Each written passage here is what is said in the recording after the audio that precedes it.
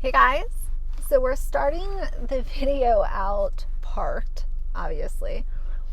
I wanted to show you guys these. So I talked about these on Instagram because I ended up trying them and then wanting the full size. These are the best snacks ever.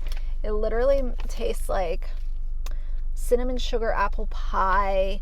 So there's cinnamon and sugar coated walnuts and pecans, dried apples, and dried cherry pieces. I don't like the cherry pieces because they're kind of sour. Everything else in the mix is really, really good. So if you guys like that kind of snack and you really enjoy cinnamon and sugar and stuff like that, I would highly recommend them. Highly recommend those. They are really, really good. They're a little pricey, but it's not like you're gonna eat it in one sitting. I mean, you might. I ate one bag in one sitting. I won't lie, but you don't have to eat it all in one sitting is what I'm trying to say. I ended up just grabbing some food from the hot bar at the Harris Teeter grocery store. I got some potato wedges and mac and cheese.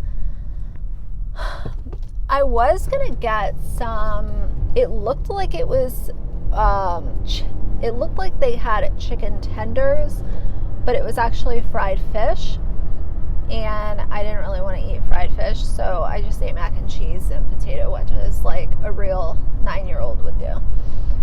Anyway, but it was good, and so I wanted to talk to you guys because I'm collecting questions right now for an upcoming Q&A. So if you haven't left a question or you didn't see the post and you have a question, go over there and leave a comment.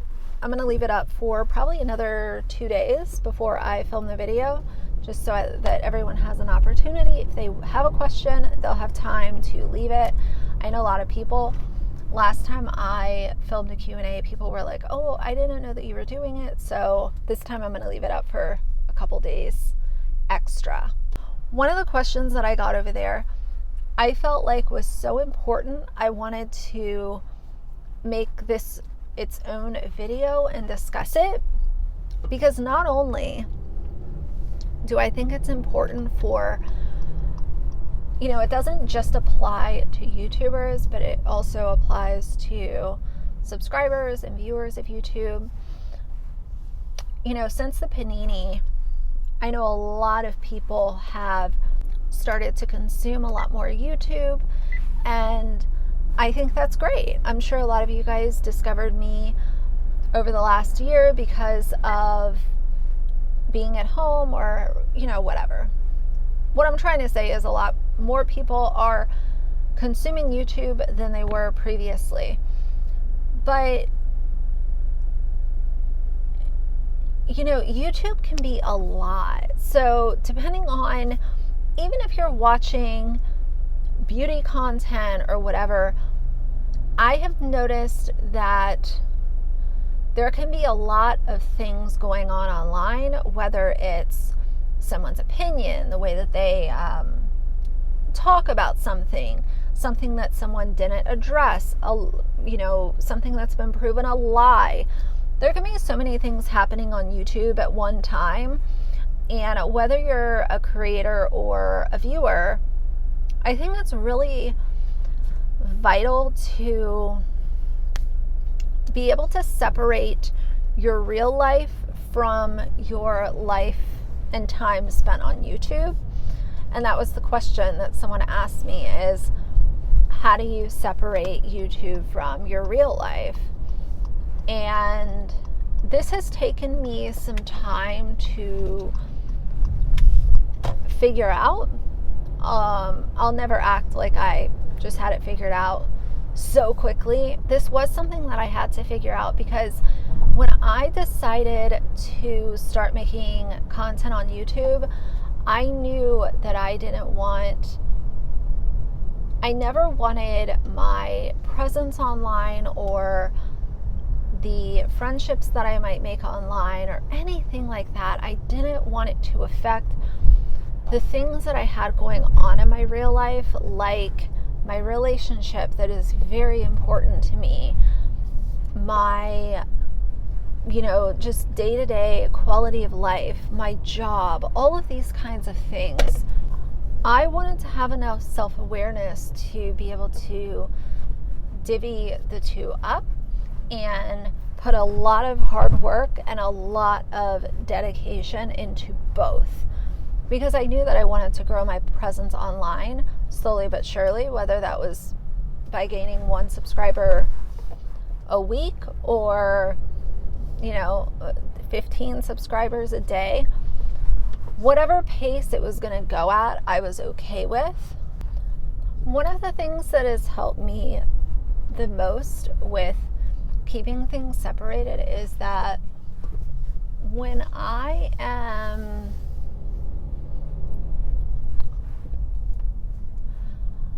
sort of look at my time on YouTube and the time I spend filming content, sort of, but really the time that I spend on YouTube, I look at that as an on and off switch. So once I'm ready to disengage from YouTube for the day, if a comment made me mad or I was annoyed with someone or whatever, when I switch off YouTube and I'm done for the day, I don't allow those feelings or emotions to follow me the rest of the day. So I just sort of look at it like I can be annoyed and I can vent my frustrations and throw a little shade or, whatever. But if I am feeling this type of way right now, I'm cutting it off as soon as I cut YouTube off. And I think it also depends on kind of your personal life too, because for me, let's just say the beauty guru drama or the mommy influencer drama.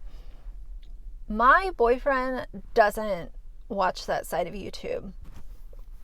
He wouldn't know who he knows who Micah Stauffer is only because of the story being so big, but he doesn't know who a Tara Henderson is or even James Charles. Like, he doesn't know any of this, so it's very easy for me to cut it off, because even if I wanted to be like, oh my God, you won't believe what so-and-so did, he's not going to know who I'm talking about. So, most of the people in my real life don't consume the content that I consume on YouTube.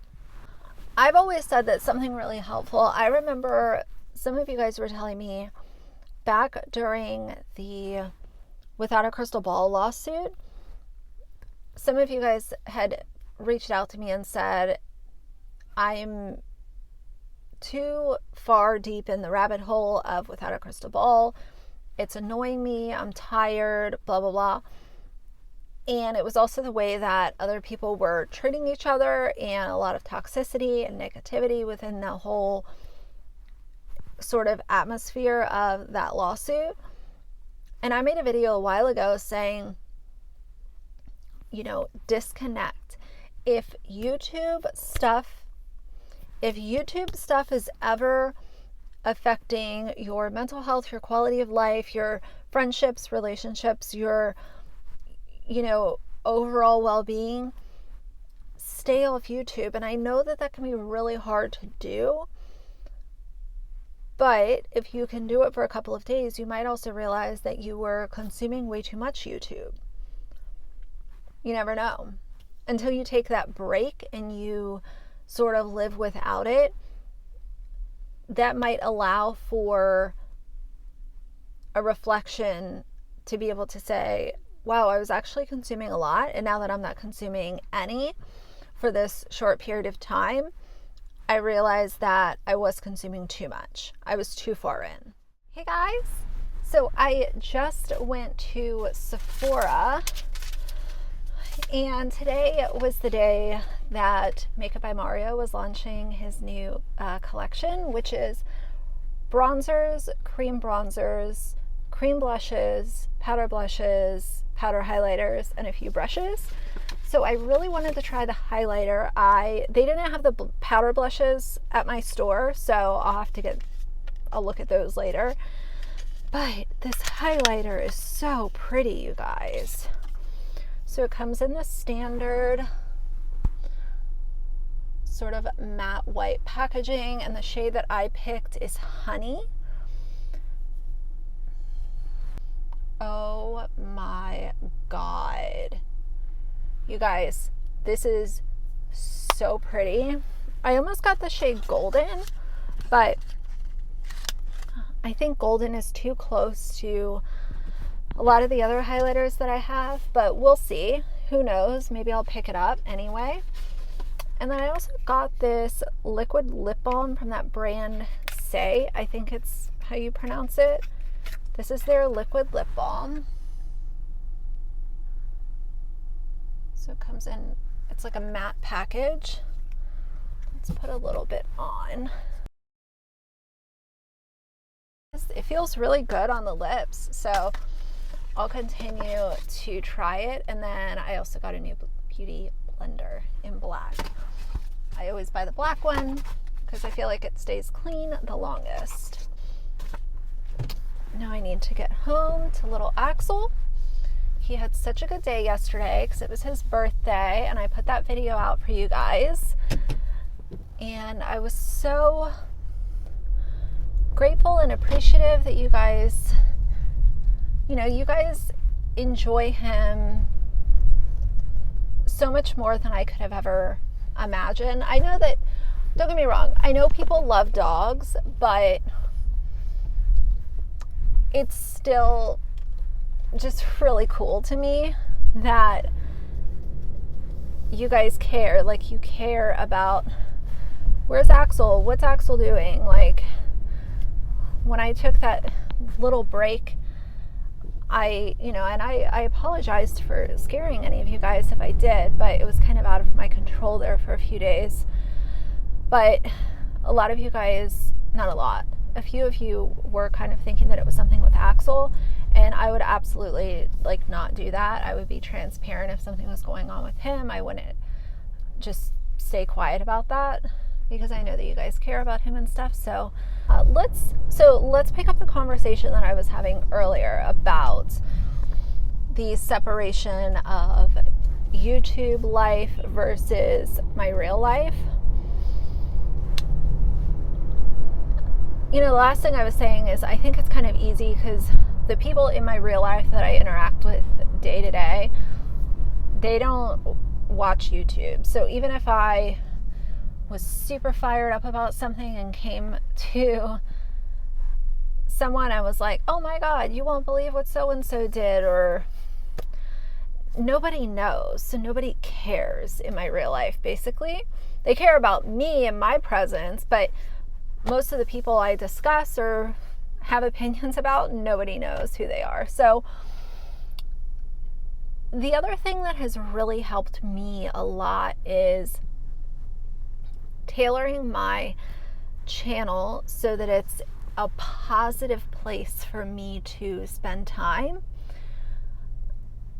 I think that's one of the sort of big things where lines get crossed is people want to jump up and down and talk about echo chambers and all of, this kind of stuff that is talked about. But I've always voiced how my opinion is there is a big difference between creating a safe place for you and your subscribers versus only wanting to hear praise about yourself. I know some of you guys watching this video right now have shared maybe not so popular opinions about some of my content.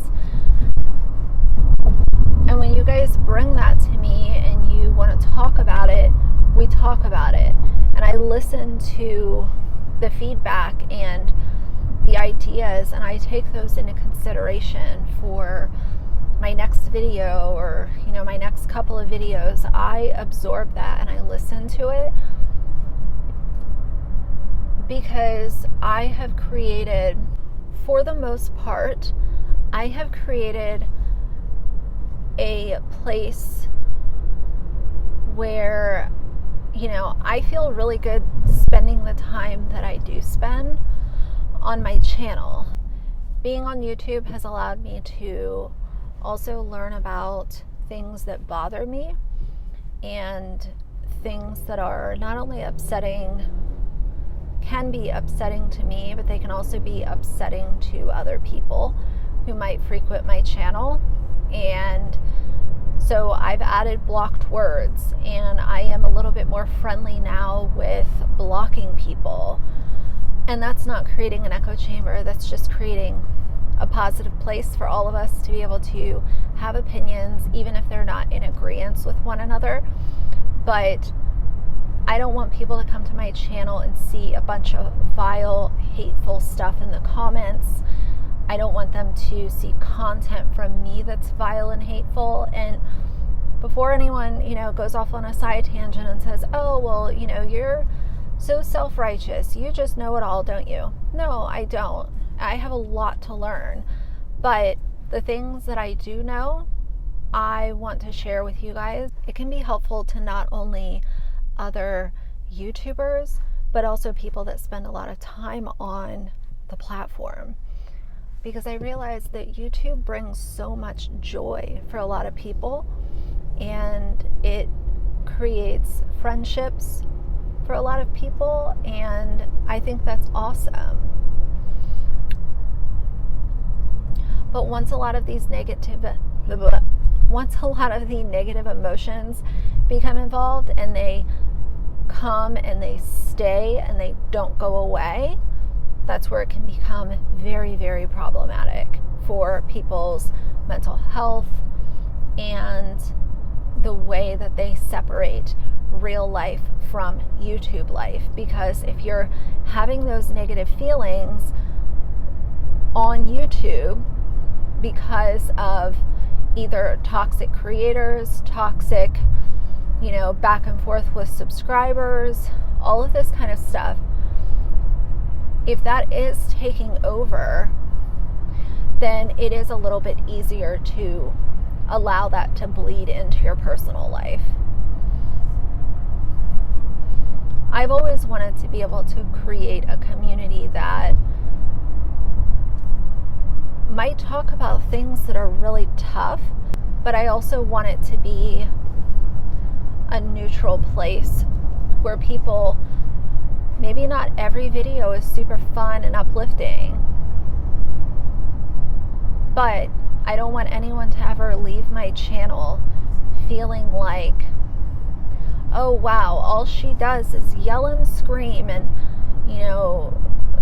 throw around really vile language and bully other people, and that starts to get into having just the worst association when it comes to thinking of certain YouTubers or other subscribers that you might see commonly in a lot of the videos that you watch.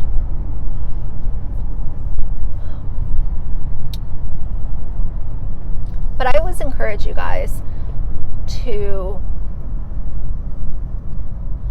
tailor your subscription feed to be YouTubers that you feel like, that's always been my message. Give your social media currency to people that you feel really good about paying, because I realize a lot of people laugh at that social media currency, but it makes complete sense when you think about it. Because if you are watching someone, you are giving them AdSense money.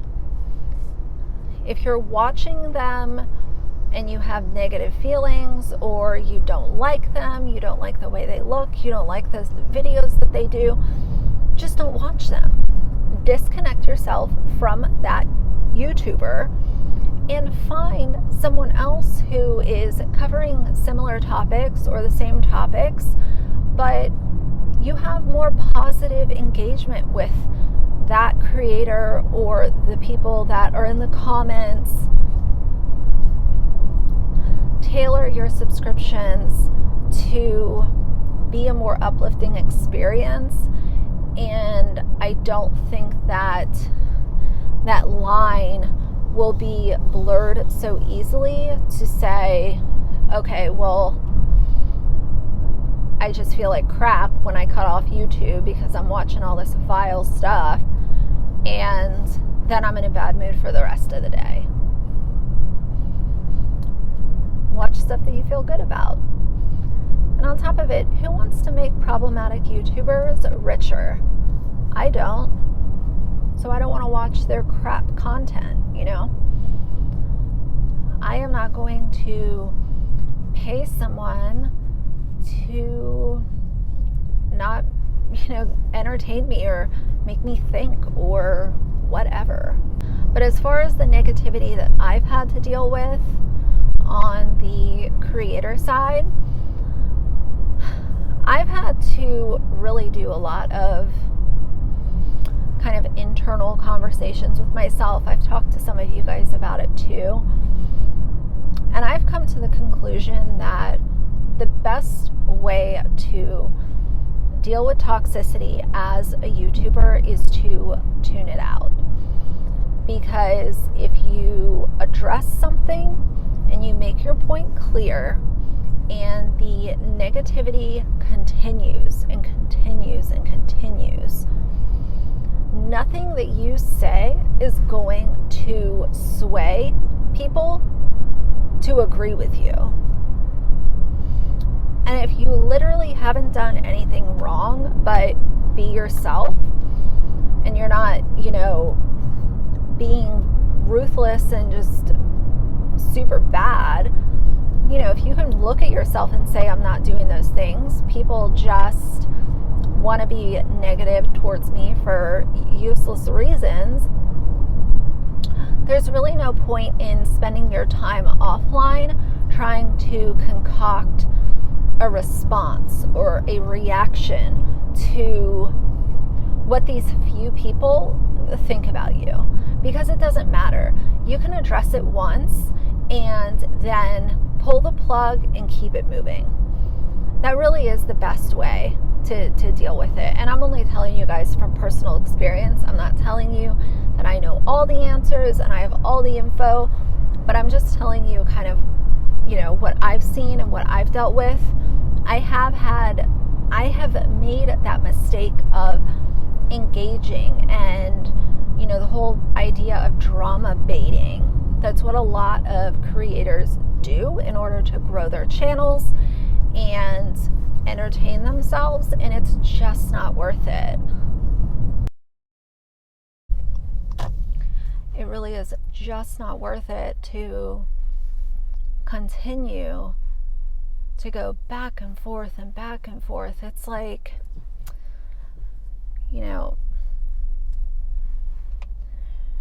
share your opinion and then shut it down. Because that really is where a ton of people get their entertainment from, is allowing their YouTube life to bleed into their personal life. And it's like they're constantly thinking about it, and constantly they just don't have a separation from one and the other. Even though I love YouTube and I love creating videos, I really kind of look at YouTube as, it's almost like I look at YouTube as like a second life.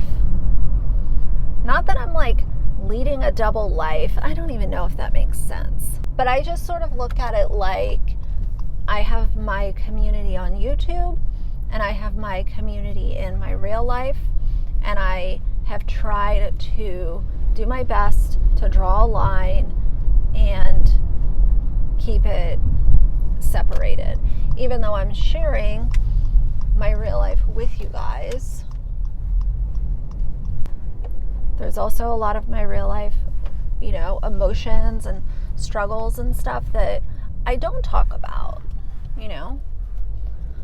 I don't bring it to my platform because I don't want it to be stressful for you guys or anything like that, because at the end of the day, most of us come to YouTube to unplug and not worry about what's going on in our real life. Does that even make sense?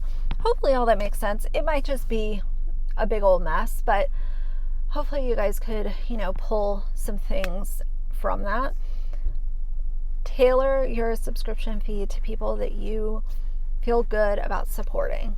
That is a huge help, and I think that it goes really far. So either way, I'm going to finish this video out here. So for now, if you like the video, please leave a like and a comment. And if you'd like to see more from me in the future, please subscribe. I'll see you guys soon. Bye.